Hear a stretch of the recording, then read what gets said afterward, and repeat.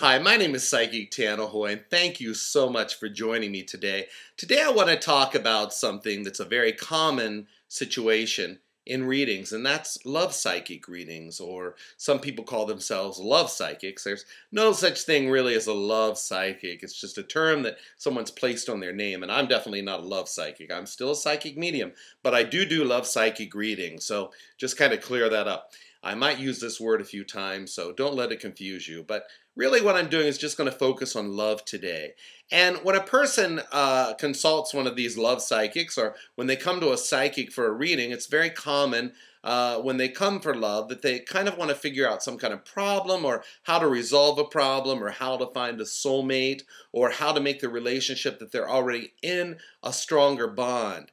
And I'm going to explain today what affects all of these things, why it seems like you may meet certain people, or you may have met who you thought was Mr. and Mrs. Right, and they turn out to be Mr. and Mrs. Wrong, or Mr. and Mrs. Jerk or Idiot. We all know the person. We all know the type. We've all met them. I've met them myself. Believe it or not, being a psychic, yes, I have met Mr. Wrong quite a few times. Now I'm with Mr. Right, thank God, but I have met Mr. Wrong many times. So don't feel alone in that. We can cry over spilt milk some night at a workshop or something, but just want you to know that you're not alone. So I want to talk about why that is and what causes that. And part of what that is there's something called a karmic bond. And what a karmic bond is created between two people whenever there's a strong emotional connection. Now, this can be a positive emotional connection, like someone that you really love a lot, someone you care about deeply. Now, this will be best friends, family members, children in past lives, anybody where there's been a strong bond created. It could also be a strong bond where there has been something that hasn't been resolved. So the karmic bond can be created by, sadness, hurt, a constant wondering of what happened, why it didn't work out. So if any of those strong emotions are connected with a person, you create a karmic bond. One or both people can feel it. It only takes one person to have the strong emotion to create what's called a karmic bond. Healers talk a lot about energy and energy cords, that when we have feelings or emotions, we can send an energy cord and it actually sticks into the person, latches into them. That's for another subject, but that's very similar to these karmic bonds. So when you have a karmic bond with somebody, you will be destined to meet them again in the next lifetime and the next lifetime. Now, if it's a karmic bond where it was someone you love dearly or a best friend, well, of course it's a positive experience lifetime after lifetime. But for the sake of this video, what I want to talk about are the ones that aren't quite so positive. When a relationship in a past life ends, it's due to lack of closure. One person, when there's no closure in a relationship, one person always carries the wound, the pain, and that's where the bond is created. So the same as we can feel that in this lifetime.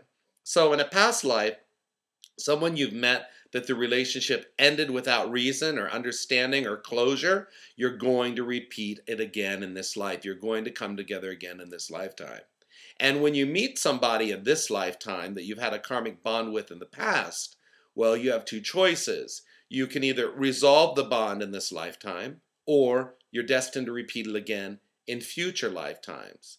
Now, one of the things to be careful of, when you meet somebody in this life, there's signs of a soulmate, for example, is a strong feeling of knowing each other before, a strong love connection.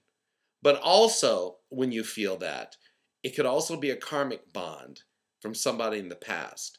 That's why even if you meet somebody and you feel it's a very strong soulmate connection, you should still take time to get to know them like any other person would, and not jump in and react because of your emotion, because you're setting yourself up to get hurt if you do that. You've still got to get to know that person and see if it's someone you can be with.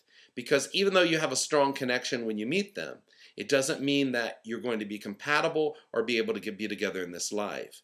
And what determines that is the skills the two of you bring into the relationship in this one. A lot of people think if it's my soulmate, I just will work automatically with no effort. No. That's a fantasy thinking. That's why these gypsies out there make thousands of dollars from people on street corners, that you go up and has the sign out front. because you go in and you talk about your sad love relationship that didn't work out, and these gypsies tell you, oh, it's a curse, it's a family curse. Pay me $500, I'll burn candles, it's not for me, it's for my church, and I'll bring your lover back.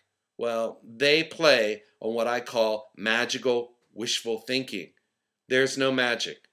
The magic is the skills you bring into the relationship and the love you give that person and the two you share and the respect you give each other is the magic that makes the relationship work or not, whether you had a past life connection or you didn't. But the ones that are usually the most painful that don't work out are the people that we meet in this life that we feel like we've had a strong connection, love connection, and we're sitting there afterwards twiddling our thumbs going, what happened? Why didn't it work?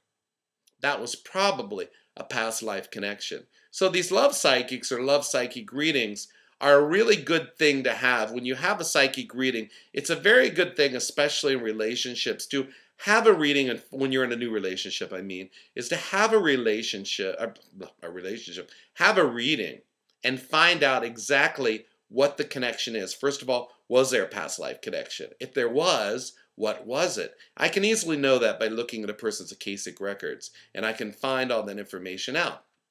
But it's better to know those things, especially if there's a really strong pull, before you jump in and throw all your emotions and feelings into the bucket, only to find out there's a big gaping hole in the bottom and it's leaking. And that leaking is your emotions being leaked all over the place. And the other guy's the bucket, of course, or woman with a hole in it. We all been there. Like I said, I'm a psychic. I would like to say that, oh my golly, my life has been perfect. But unfortunately, or I guess fortunately, actually, I have to go through lessons and learning just like everybody else. I can't read for myself because I can't be subjective. It's like a doctor trying to diagnose himself or an attorney trying to represent himself in court. Be foolish. So don't pay attention to these psychics and say they read their future and read their own tarot cards. Maybe they do, more power to them, but I think it would be very difficult to do. So my point being, when you have a situation that you're not sure about or a new relationship you're getting into, that's a really good time to have a reading to find out, is this a good fit? If it isn't, if it is, what can I do to keep it going in a positive direction? What can I avoid not to mess it up? So I hope that's helped to make it a little bit clearer for you.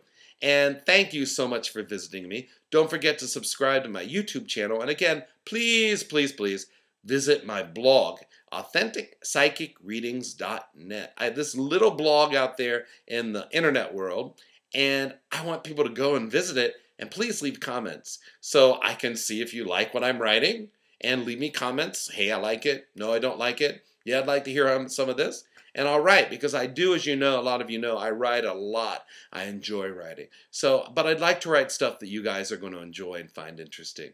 So thank you so much for spending time with me today. Oh, check me out on Twitter at Tana Hoy and on Facebook. Don't forget Facebook. And join me there. I post a lot of videos and interesting things. As a matter of fact, this video will be posted there too. So thank you so much for joining me. God bless. And it was really wonderful talking to you today. Bye for now.